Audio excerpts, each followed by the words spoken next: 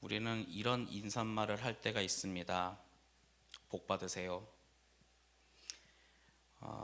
이 복 받으세요라는 말, 우리는 그런데 이 복을 어떤 복이라 생각하고 있을까요? 누군가는 건강을 생각하고, 누군가는 돈을 생각하고, 명예, 성공을 생각하기도 합니다.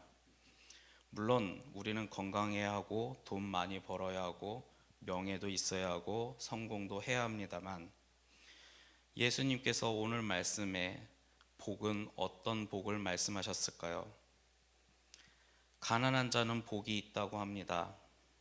그럼 가난하는 것이 복이 있을까요? 우는 자는 복이 있다고 합니다. 그럼 우는 상황이 복이 있을까요? 오늘 말씀은 어쩌면 마태복음 5장에 있는 산상설교와 매우 유사한 내용을 갖고 있습니다. 그래서 누가복음에 있는 내용은 산상설교가 아니라 평지에서 설교했다 하며 평지설교라고도 이야기합니다. 그럼 예수님은 산에서 한번, 평지에서 한번 설교를 하셨을까? 제가 보기에 제가 예루살렘이나 이스라엘의 지리를 100%다 알지는 못합니다. 가본 적은 없지만 그 지역이 산도 있고 산 중턱에 평지도 있고 하다 보니 누가 볼 때는 똑같은 장소가 평지일 때도 있고 누가 보면 산이라고 생각할지도 모릅니다. 그러나 특별히 누가복음은 평지 설교라고 말하며 오늘 이 내용을 말하고 있습니다. 그 이유는 누가복음을 처음 읽었던 초대교회 공동체는 소외되고 가난한 그리스도인들을 대상으로 복음을 증거했다고 합니다. 즉 로마 제국 시대에 있었던 극심한 불평등한 경제 구조 속에 사회적 약자들이 주로 읽었기 때문에 그 사회적 약자들은 아침에 일어나면 돈을 벌고 그리고 저녁이 되면 잠을 자야지 하루를 생계를 유지할 수 있다 보니 그들에게 있어서는 산이란 곳은 뭐라고 할까요? 그저 바라보기만 하는 장소지 갈 수 있는 장소는 아니었기 때문이죠. 그래서인지 누가복음의 저자는 특별히 예수님의 이 설교를 평지에서 했다라는 것을 유독 강조했던 것 같습니다. 그렇기 때문에 특별히 이곳이 평지냐 산이냐는 것은 중요한 것이 아니죠. 중요한 것은 복음이 필요한 사람들에게 예수님께서 말씀하셨다는 거죠. 오늘의 이 말씀 속에 누가복음은 가난한 자는 복이 있다라고 이야기합니다. 여러분들은 어떻게 하십니까? 분명히 누가복음을 처음으로 접했던 사람들은 소외되고 가난한 사람들이 많았기 때문에 유독 그렇게 강조를 하는데 저는 여러분들에게 이러한 질문을 해보고 싶습니다. 여러분들은 가난한 사람입니까? 아니면 부유한 사람입니까? 21세기는 참 다양하고 복잡하고 뭐라고 표현해야 할지 모르는 세상인 것 같습니다. 솔직히 여러분들은 세상 속에 살다 보면 정확하게 말하면 누군가와 비교를 할 땐 가난한 사람이 될 수도 있고 누군가와 비교를 하면 부유한 사람이 될 수도 있습니다. 그렇기 때문에 여러분들은 가난한 사람이면서도 부유한 사람이 될 수도 있지요. 솔직히 저는 부유한 사람은 아닙니다. 그런데 저보다 더 가난한 사람도 많더군요. 저는 그래도 하나님의 은혜로 인해 신학 공부를 하면서 학자금 대출은 대출은 다 해결했습니다. 그런데 아직까지도 저와 똑같은 나이에 목회를 하는 어떤 분은 아직 학자금 대출을 해결하지 못한 사람도 있지요. 그렇기 때문에 저는 누군가보다는 부유하고 그렇다고 해서 제가 통장에 1억이나 2억 있는 것도 아니니 누군가와 비교하면 가난한 사람이 될 수도 있습니다. 그러나 중요한 것은 오늘 이 복음서에 있는 내용들은 분명히 가난하고 나약하고 소외된 사람들에게 위로를 주기 위해 또한 그들에게 복음을 증거하기에 쓰여졌던 것은 맞습니다. 그렇다면 우리는 그 가운데 있었던 하나님의 마음을 알고 우리 또한 세상 속에 주님의 마음으로 살아갈 줄 믿습니다. 그러나 오늘 이 말씀 속엔 분명히 말하고 있습니다. 가난한 사람은 복이 있다. 그렇다면 바꿔서 이야기하면 가난한 사람은 복이 있다. 가난한 사람은 하나님의 구원을 받는다는 건데, 그러면 우리는 무조건 가난한 사람이 되어야 하는가? 아니면 부자들은 무조건 구원을 받을 수 없는가라는 생각에 빠져 있기도 합니다.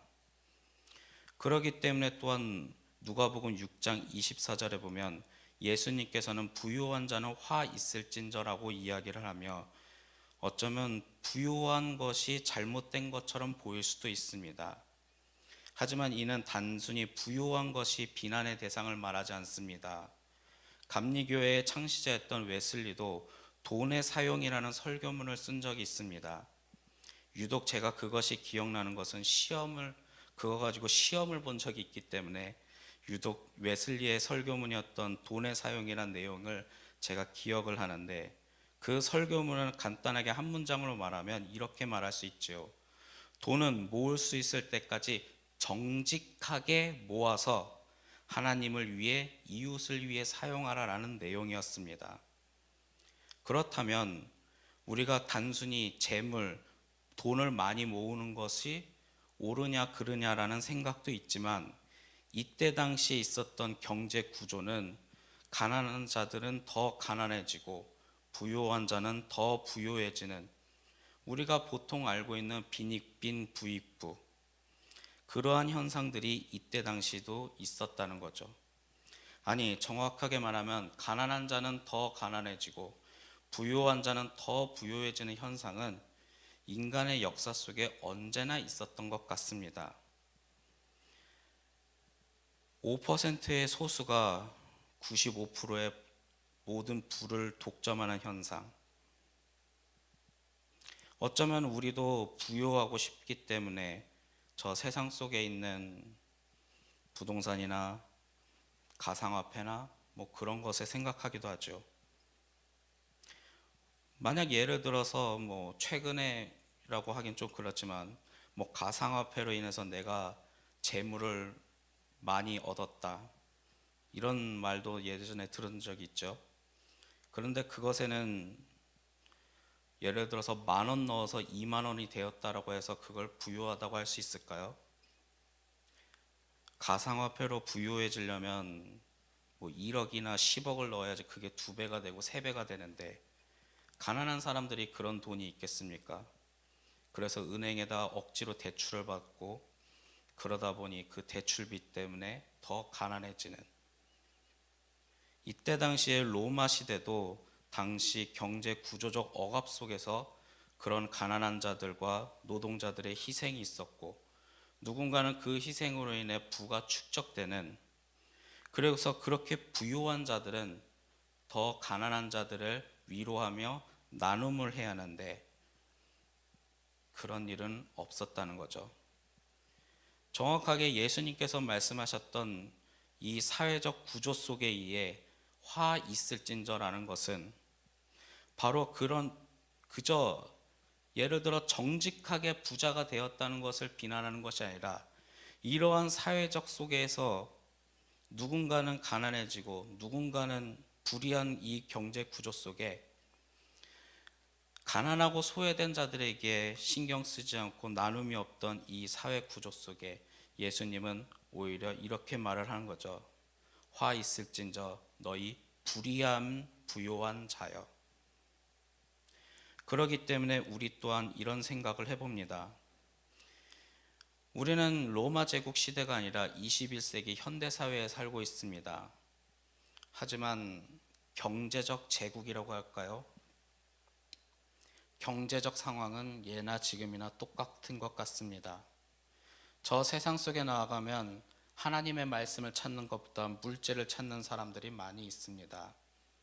그리고 그 물질이 행복을 결정한다고 말하죠.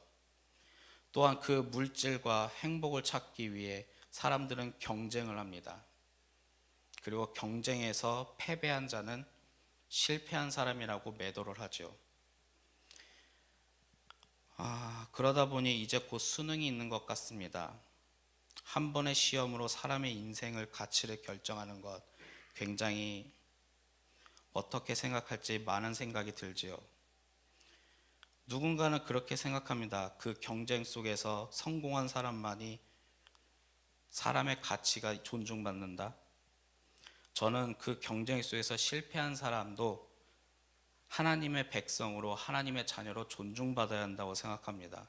아니, 그것이 하나님의 마음이지요.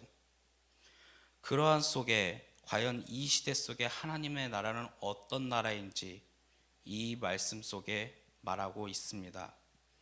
그저 단순히 가난하기 때문에 복이 있다? 아니요. 가난하기 때문에 세상 속에 실패자라고 나고자라고 손가락질 받으며 세상 속에 밀려난 그 사람들도 하나님 앞에서는 평등하며 하나님 앞에서는 복을 받을 수 있는 존재라는 거죠. 물론 무조건 가난하다고 해서 복을 받는 존재는 아닙니다. 정확하게 말하면 가난하기 때문에 하나님의 은혜를 무조건 부어준다는 게 아니라 가난하기 때문에 하나님을 의지할 때 하나님께서 은혜를 부어준다는 거죠.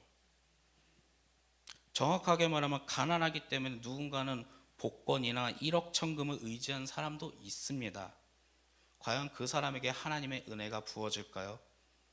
정확하게 하나님의 은혜가 부어지고 하나님의 나라에 함께하는 사람은 가난하지만 그 가운데 세상 속에서 밀려났다고 해서 이 세상 속에서 밀려났다는 건 교회에도 못 들어오게 밀려나는 분위기가 생겨났다는 거예요. 지금이야 그러면 절대로 안 되겠지만 그때 당시에 예배당에 들어가는 데조차도 가난한 사람은 자신 스스로 부끄러워서 하나님께 제사드리나 예배를 드리러 앞으로 나아가지 못하는 현상도 있었다는 거죠. 예수님은 그들조차도 하나님을 사랑한다면 누구나 하나님 앞에 하나님의 백성이 되며 하나님과 함께 할 수 있다는 걸 말합니다.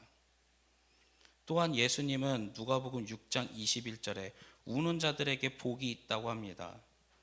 그렇다고 해서 우리가 무조건 슬프라는 것이 아니라 정확하게 말하면 세상 속에 우는 자들이 있고 그 우는 자들에게 무관심이 아니라 예수님은 인간의 고통 중에 그들과 함께 울었다는 겁니다.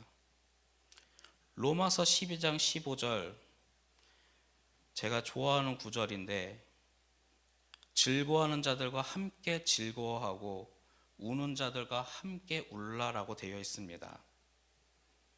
즉 뭐냐? 기쁠 때는 같이 기뻐하고 슬퍼하는 그들과 함께 내가 당한 슬픔은 아니지만 함께 슬퍼하는 것, 그게 서로 일치된 마음으로 함께 한다는 것이 중요하지요. 그러나 21세기는 좀 뭐랄까요, 고통받는 자들에게 너무 잔인한 것 같습니다. 예를 들어 국가적 재난을 맞은 고통받는 사람들에게 누군가는 그렇게 말하죠. 너희들은 배상금 받았으니까 조용히 해. 그것이 우는 자들과 함께 우는 걸까요? 고통받는 자들과 함께 고통받는 걸까요? 예수님은 그러한 고통받는 자들과 함께 울어주는 하나님의 모습을 세상 속에 보여줬던 겁니다. 그렇기 때문에 21세기의 오늘날은 어쩌면 타인의 눈물을 외면하지 않는 함께 신앙의 공동체가 되어야 하지 않을까요? 오늘의 이 말씀 속엔 누가복음의 평지 설교가 있습니다. 이것은 어쩌면 단지 위로만으로 끝나는 것이 아니라 그 고통받는 자들과 함께하며 어쩌면 그저 타인을 무관심한 것도 아니고 그들을 그냥 밀어내는 것도 아닌 그들과 함께 한 마음이 되고 그리고 그 한 마음이 바로 하나님 나라를 세워가는 것이다 라고 이야기합니다. 그렇기 때문에 예수님의 말씀에 따라 우리는 어떻게 살아가야 할까요? 물론 우리는 지구 반대편에 있는 고통받는 사람까지 다 포함할 수 있을 정도로 그렇게 발이 넓지도 않고 생각이 넓지 않을 수도 있습니다. 하지만 오늘 분명히 기도하고 저 세상 속에 나아가면 반드시 한 명은 있을 겁니다. 그리고 그 사람은 하나님의 위로 예수님의 사랑이 필요한 사람이 분명히 있을 것입니다. 누군가는 그냥 그런 사람 만났으니 오늘 운수가 좋지 않네라고 말하겠지만 중요한 것은 오늘 말씀 속에 그들의 마음을 우리가 이해하고 함께 한다는 거죠. 그리고 그들과 함께 하나님의 사랑을 나눌 때, 그렇기 때문에 우리를 통해 세상은 하나님의 사랑을 경험하고 하나님의 은혜를 함께 경험할 수 있다는 사실입니다. 그렇기 때문에 예수님은 산에서만 머물지 않고 평지로 내려와 세상 속에 복음을 증거하셨다는 거죠. 그렇기 때문에 오늘 이 말씀에 따라 여러분들은 분명히 세상 속으로 나아갈 거고, 그곳에서 직장 생활하든 사회 생활하든 누군가를 만나면서 분명히 하나님의 이끄심이 있을 것입니다. 그때 여러분들의 마음을 나누며 오늘 하루 복된 하루가 되었으면 좋겠습니다. 진정한 복은 세상이 말하는 그것이 아니라 하나님의 사랑과 하나님의 마음을 나누는 것입니다. 그게 바로 교회를 세워가는 것이고 하나님 나라를 드러내는 것. 우리 두드림교회 성도님들이 그렇게 마음을 나누는 성도님들이 되기를 간절히 소망합니다. 기도하겠습니다.